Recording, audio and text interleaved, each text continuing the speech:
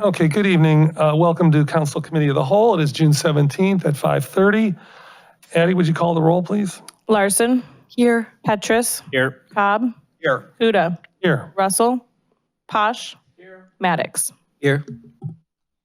All right, so I will now call calendar number 3582, applicant Sarah Bartlett and Rob Woodbridge, 1774 Lee Road. Before we get started, I'd like to review the purpose and procedures for tonight's meeting. This hearing is quasi-judicial in nature and certain formalities must be followed as if this were a court of law.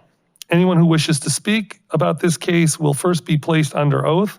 City staff will make a presentation to summarize the record before the Board of Zoning Appeals, which is now before council, and will present BZA's finding. The applicant will then be given an opportunity to be heard and to ask questions. If there is anyone else in attendance who wishes to speak, they will be given an opportunity after the applicant. The formal nature of these proceedings is necessary because the applicant is asking for an extraordinary remedy called a use variance. As use variance is formal permission by the city for an individual not comply with a portion of the municipal zoning ordinance, which is binding to all others.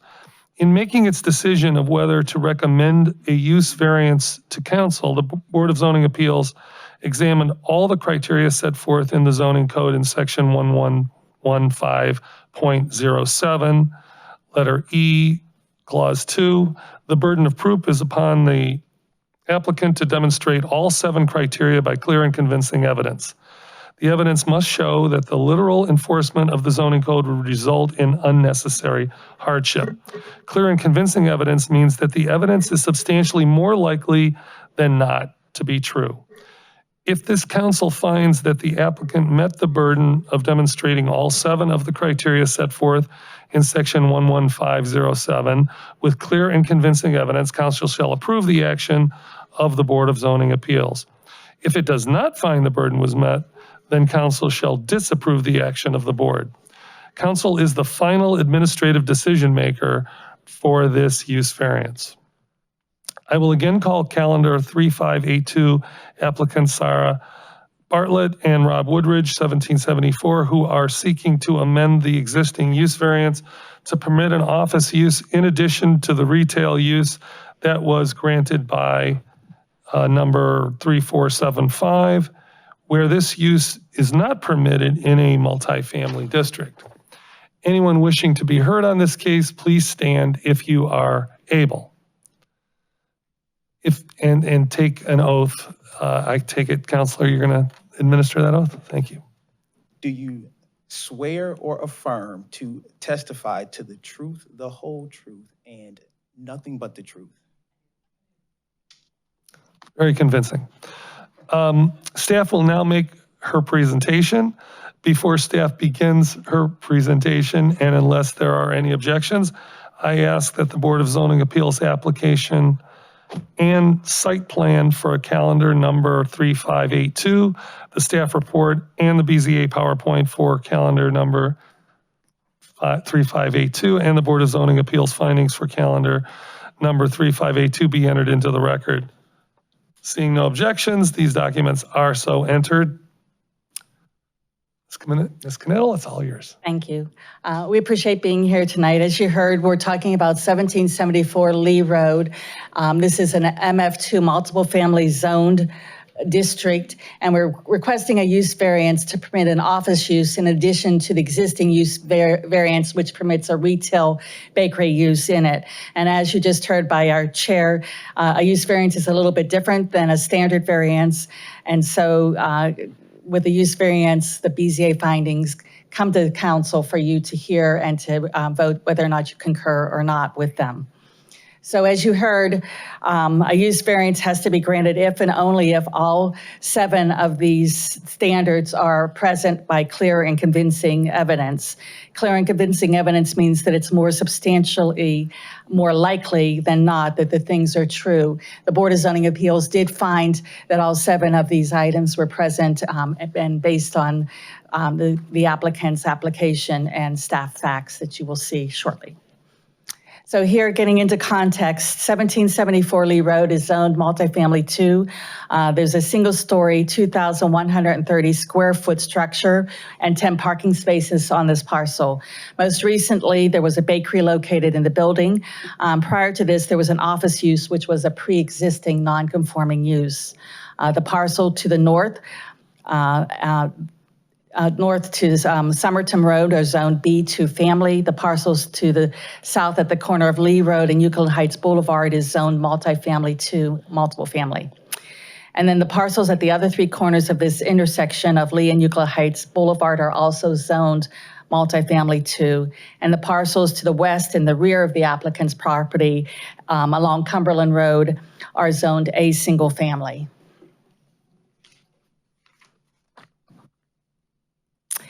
The applicant's requesting a use variance to permit an office use in the building. The applicant owns an HR consulting business and would use the space for client meetings and service delivery. The building currently has 2 large rooms that will be used for the delivery of professional services, training and consulting engagements.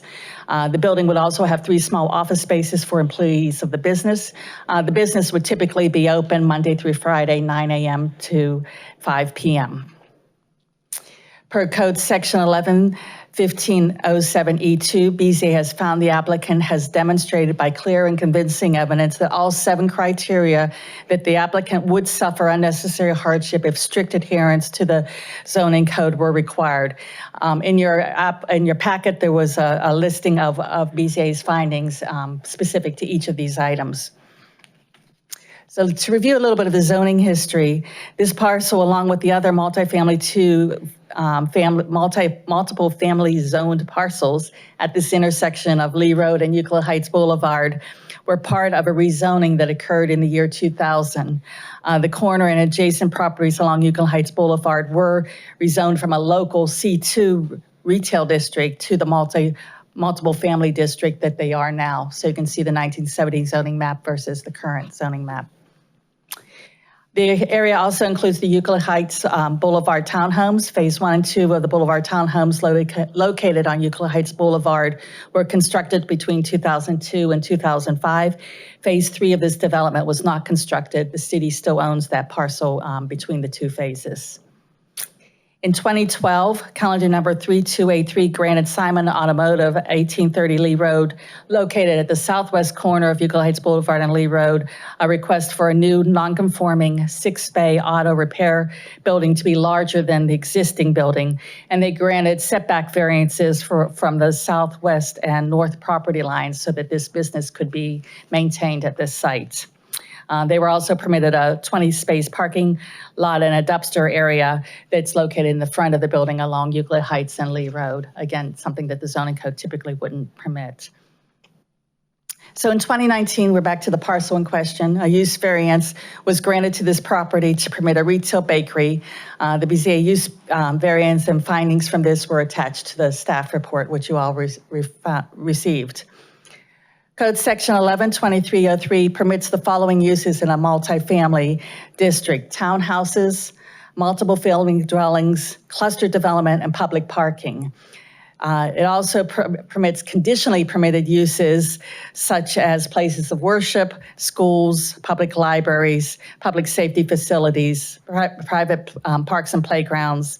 It permits accessory parking for contiguous commercial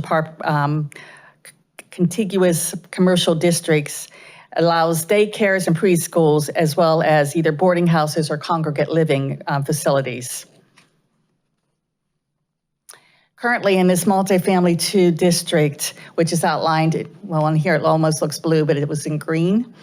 The Boulevard townhomes at 1823 Lee Road and the condos at 3186 Euclid Heights Boulevard are code conforming. So the parcels that are highlighted in blue are the code conforming parcels in this zoning district. The balance, about 10 properties in the district, are prior non-conforming uses. This includes along Euclid Heights Boulevard, a single family house, and then 3 2-family houses, and then businesses at the corner of the properties, and along Lee Road are businesses south of Euclid Heights Boulevard. There's another 2-family house along Euclid Heights Boulevard adjacent to the property. and then the property in question. The structure at 1774 Lee Road was originally built to be a mikvah. The structure originally housed 4 ritual baths and 2 beauty parlor booths. Zoning approval was granted for this in 1952. At some point after 1952, it became an office use. I know at one time there was an architectural firm, and then in December of 2007,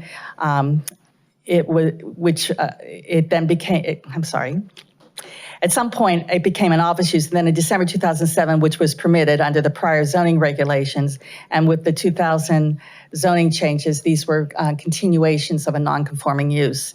The property transferred to 1774 Lee Road, which was Rob Woodbridge, for his building company offices, and they remained here with their offices through December of 2018. The office use was then considered a prior non-conforming use. Zoning Code 117301 regulates the continuation of non-conforming uses.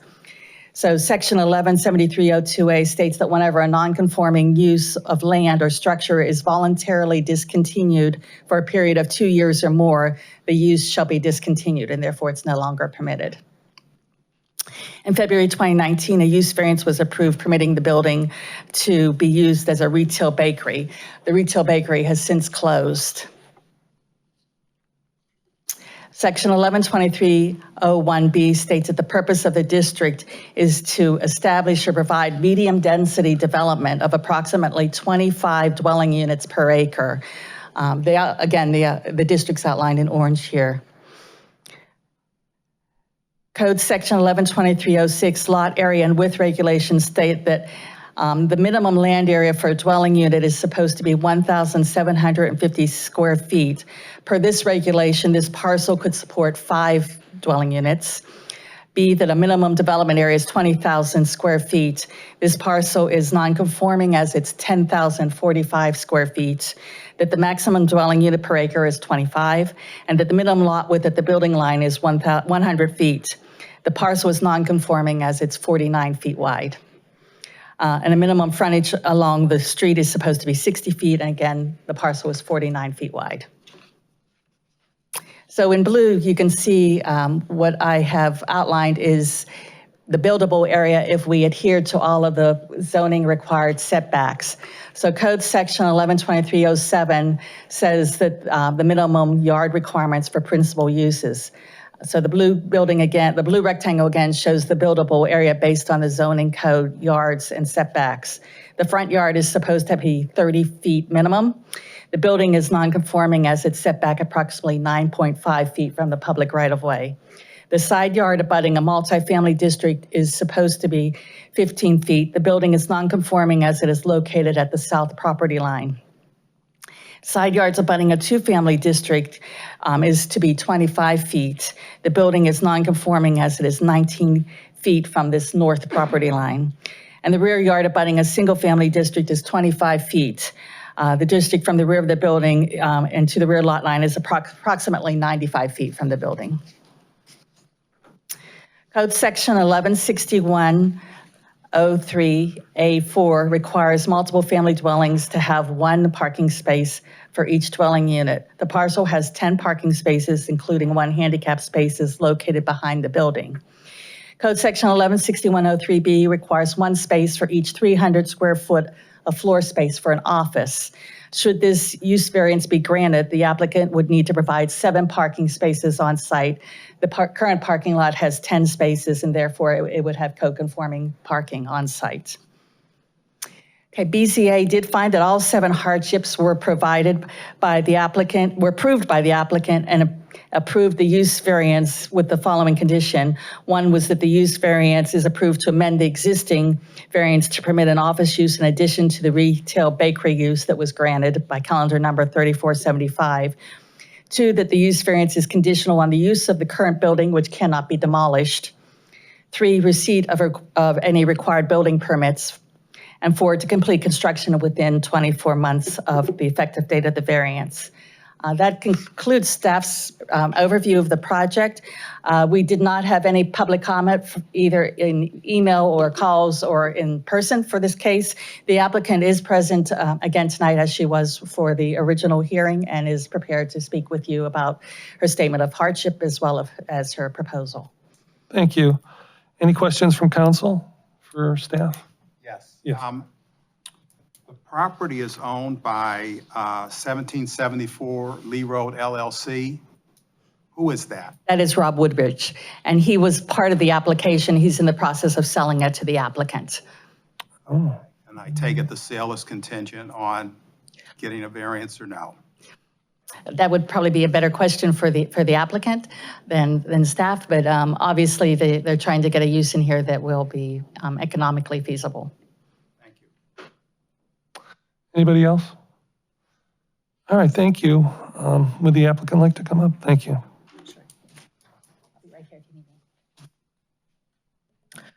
Good evening, Council. My name is Sarah Bartlett. I'm the applicant in question. Want to thank you for your time. As Karen has very completely reviewed, and you have the application in front of you as well as the board's decision, the zoning board's decision on it. Just want to share a little bit, as Karen mentioned, it's an HR consultancy doing corporate training, executive coaching, leadership development. So while the building may be open 5 days a week, we wouldn't be having trainings morning and night every single day, not yet. Still a small business. I'm certified by the state of Ohio as a women-owned business, an economically disadvantaged and growth entity. And I'm also seeking state funds through the Department of Development for the loan for this. It is not contingent on the purchase of the property.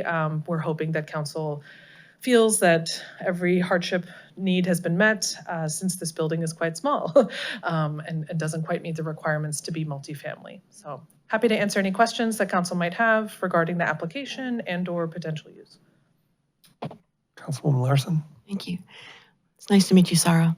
I was curious, when you talk about having training groups there, would those groups be large enough that you might use up all the 10 parking spaces and need more space? So if you needed more space, where would those people park? Yeah, typically trainings that we do, especially in person, are smaller in nature. It's usually a team and a leadership team wanting to come together. I would imagine that the 10 spaces would be enough. I have been told that if we very cleverly slant the lines, we could fit 15 spots. So I think that'll meet our need fine, and folks would be coming on site from their work location. They could carpool if that might be an issue. I'm not intending to use Boulevard's parking directly across the street. Since I know how busy that can be, I have a rising first grader, so want to keep that for school use, so. Thank you. Any other questions? Yeah. All right, well, thank you very much. Thank you. Is there any member of the public wishing to add anything to today's proceedings? As I scan the crowd here. Any final questions before we are ready to make a decision? And if we are ready to make a decision, can I have a motion?